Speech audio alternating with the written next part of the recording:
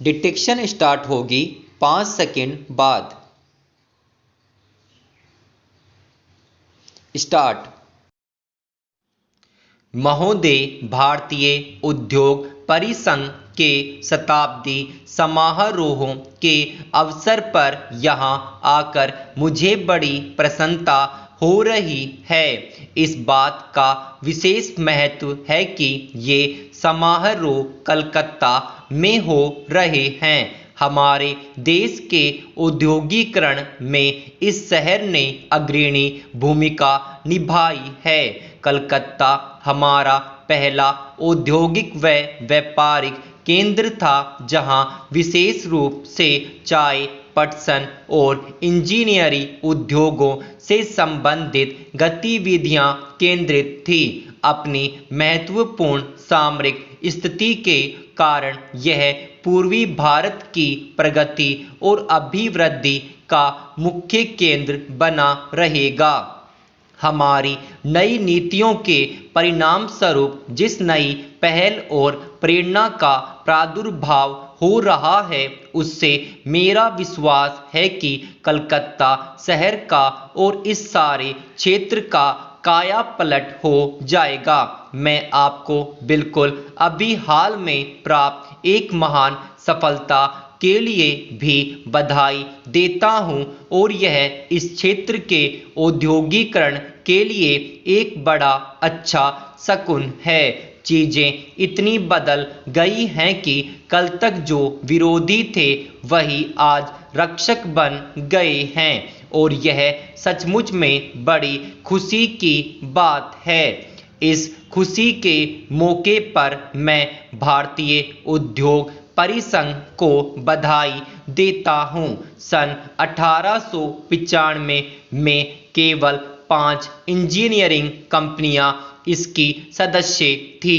आज इसमें इतना बदलाव आया है कि यह 3000 सदस्यों वाला एक शीर्ष संगठन बन गया है, जिसमें बड़े, मध्यम और छोटे सभी उद्योग शामिल है और यह वास्तव में एक शानदार सफलता है। आपके संगठन में सभी विविध प्रकार के व्यावसायिक और औद्योगिक हितों का समावेश है।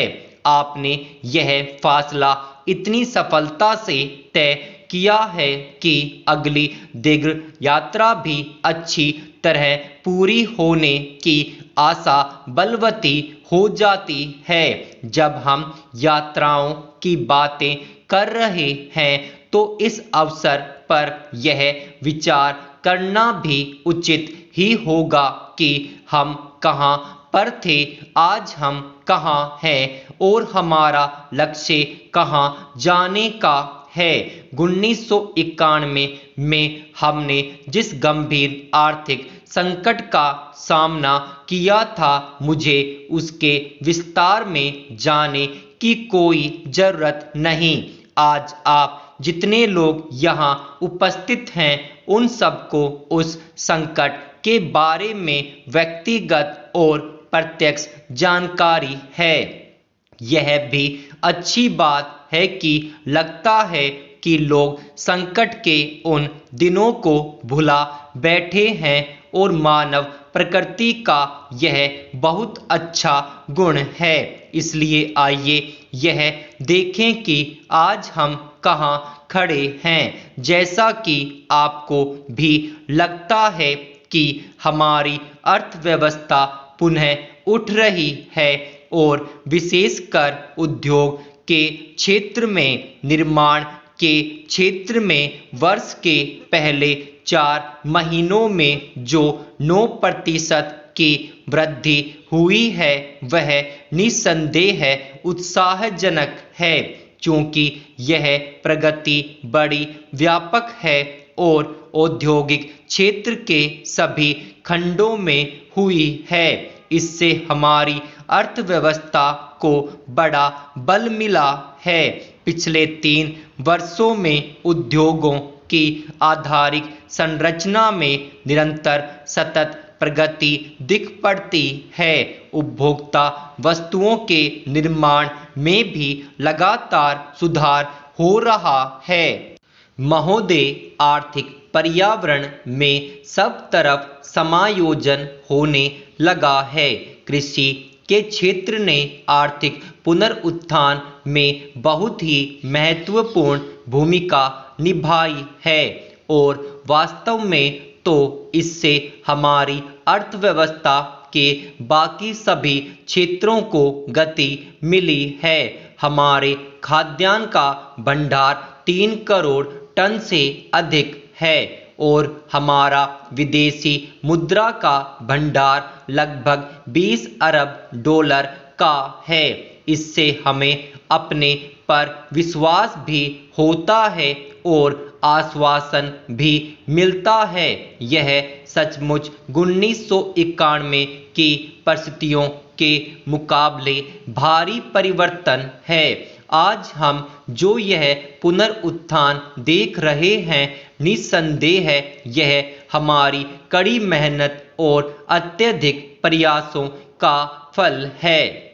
गांवों में किसान ने कड़ी मेहनत की है, कारखानों में मजदूर ने कड़ी मेहनत की है और ऐसे ही मैनेजरों या प्रबंधकों और उद्योग के अग्रणी व्यक्तियों ने की है। 1991 में हमने जिन सुधारों की घोषणा की थी उसे व्यापक स्वागत और समर्थन मिला है और उसी के परिणाम स्वरूप यह संभव हुआ है कि हम सब मिलकर देश को संकट से उबार सकें। चाहे इसे आप किसी भी स्तर से मापिए, यह एक भगीरथ प्रयास था। अब तक हमें जो सफलता मिली है उससे हमें उत्साह मिलना चाहिए और हमें नई प्रतिबद्धता के साथ आगे बढ़ना चाहिए। मैंने यह कई बार कहा है कि किसी भी प्रयास के सफल होने की सबसे पक्की गारंटी यह होती है कि उसके पीछे आम सहमति हो। हमारे सुधार अब तक इसलिए आगे बढ़ सके हैं कि उन्हें व्यापक स्वीकृति मिली है। अब तक मेरा यह प्रयास रहा है, अब भी यही प्रयास है और आगे भी यही प्रयास रहेगा कि इन सुधारों पर आधारित हमारी आर्थिक नीतियों के पैरामीटर को आम सहमति मिलनी चाहिए ताकि यह नीति सच्चे अर्थों में स्थिरता ला सके। आज जब मैं स्थिति का जायजा ले रहा हूं तो मुझे यह देखकर प्रोत्साहन मिलता है कि सचमुच में ऐसी ही स्थिति है। मुझे निश्चय है कि अभी सभी राज्य यह चाहते हैं और यह उनकी आवश्यकता भी है कि तेजी से औद्योगिकरण हो। निजी क्षेत्र में भी कुछ राज्य सरकारें कभी कभी केंद्रीय सरकार से इसलिए रुष्ट हो जाती है कि वह उन्हें उतना धन नहीं देती जिसकी वे मांग करती हैं, परंतु उनकी नाराजगी इसलिए कम हो जाती है क्योंकि वे जानती हैं कि केंद्रीय सरकार के पास भी उस प्रकार का धन नहीं होता जिसकी वे मांग करती हैं।